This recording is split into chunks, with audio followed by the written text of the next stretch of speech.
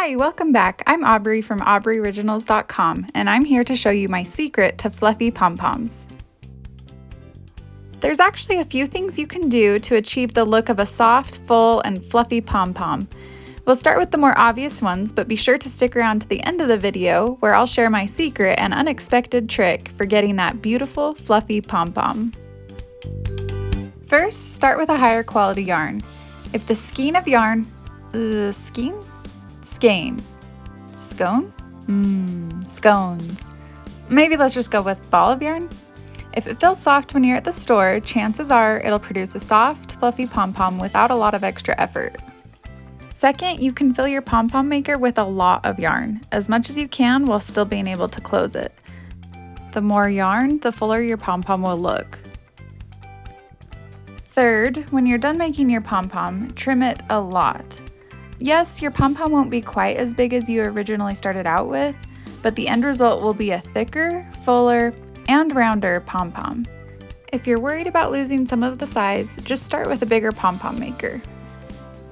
Okay, but what if none of those steps are working? Or what if you want to use the bulk yarn that's cheaper but also tends to have a coarser texture?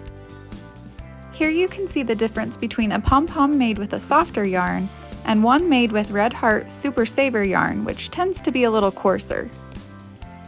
If you want to see the full process on how I made these pom-poms up to this point, go check out my previous video, How to Make Yarn Pom-Poms. I haven't done anything special to this pom-pom other than trim it a little bit with scissors, so obviously that's super easy. But don't be afraid of using the cheaper yarns either, because my secret trick will remedy any lack of fluffiness. For this process, you will need a bristle brush. This one actually belongs to my dog, and if you're totally grossed out by that, don't worry, he's a Morkie and doesn't shed, and it doesn't get a whole lot of use anyway.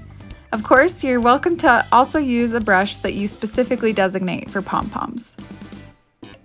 For this step, you're also going to want to reinforce your pom-pom with the stitching technique I showed you in my previous video, How to Make Yarn Pom-Poms. Doing that will add a little more security so your pom-poms don't fall apart as you do this step. Ready for the secret trick? Brush your pom-poms. Brushing them with a bristle brush breaks up and separates the yarn fibers, resulting in a super fluffy pom-pom. To do this, hold the pom-pom securely in the middle with one hand, while you gently brush with the opposite.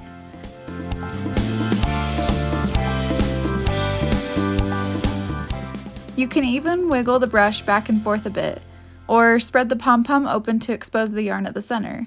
The more yarn you can separate and brush out, the fluffier your pom-pom will be. If you happen to see pieces of yarn coming loose from the pom-pom, you're either brushing too hard or your pom-pom wasn't reinforced enough, so I highly recommend that additional step, which again can be found in my previous video.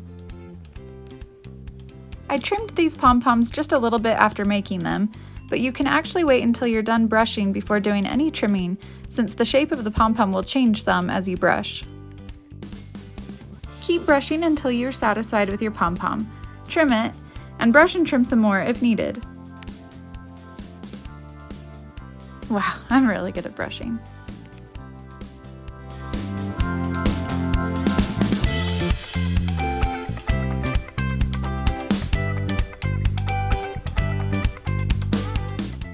And now can you see the difference?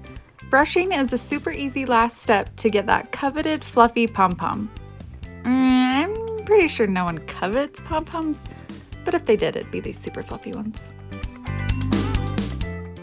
For more details, head to AubreyOriginals.com.